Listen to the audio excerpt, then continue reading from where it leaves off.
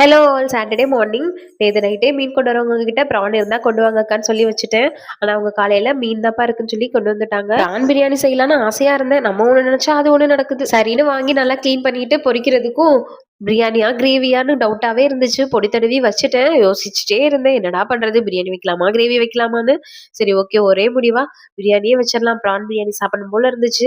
ஆனா இன்னைக்கு நமக்கு கிடைச்சது ஃபிஷ் தான். ஃபிஷ் பிரியாணி வச்சிடலாம் அப்படின்னு சொல்லிட்டு எல்லாத்தையும் ரெடி பண்ணி வச்சுட்டேன். மார்னிங்க்கு சப்பாத்தியும் நேத்து வச்ச கார சட்னியும் வச்சு சாப்பிட்டுட்டு பிரியாணி செய்ய ஸ்டார்ட் பண்ணிட்டேன். ஈவினிங் போல தான் ஸ்டார்ட் பண்ணேன். சரி, குட்டி தூங்கும் போதே நம்ம செஞ்சு வச்சிடலாம் ஃப்ரீயான்னு சொல்லிட்டு எந்திரிச்சு போறேன். அது பின்னாடியே குட்டி எந்திரிச்சு வந்துட்டாங்க. சூப்பரா பிரியாணி செஞ்சு வச்சுட்டு குட்டியை ஒரு ஹாஃப் அன் அவர் பார்க் கூட்டிட்டு போயிட்டு வந்து பிரியாணி ஓபன் பண்ணி தட்டுல போட்டு ட்ரையல் பார்த்தேங்க. ஆஹா, அவ்வளோ ருசி சூப்பரா வந்துச்சு. அப்புறம் மாமா வரவும் சூடா பிரியாணி, பொரிச்ச மீன், ரைத்தாலாம் வச்சு கொடுத்தேன். ஒரு வாய் வச்சதுமே ரொம்பவே நல்லா இருக்கு, எல்லாமே கரெக்டா டேஸ்டா அருமையா இருக்குன்னு சொல்லிட்டு ஒரு வாய் ஊட்டி வேற விட்டாங்க. அதுக்கப்புறம் இதுக்கு மேல எனக்கு என்னங்க வேணும், வானத்துல அப்படியே பறக்க ஆரம்பிச்சுட்டேன். ஃபிஷ் பிரியாணியோட ரெசிபி சீக்கிரமே வீடியோவா அப்லோட் பண்றேன். என்னோட சேனலை செக் பண்ணி பார்த்துக்கோங்க. நெக்ஸ்ட் வீடியோல பார்க்கலாம். பாய்.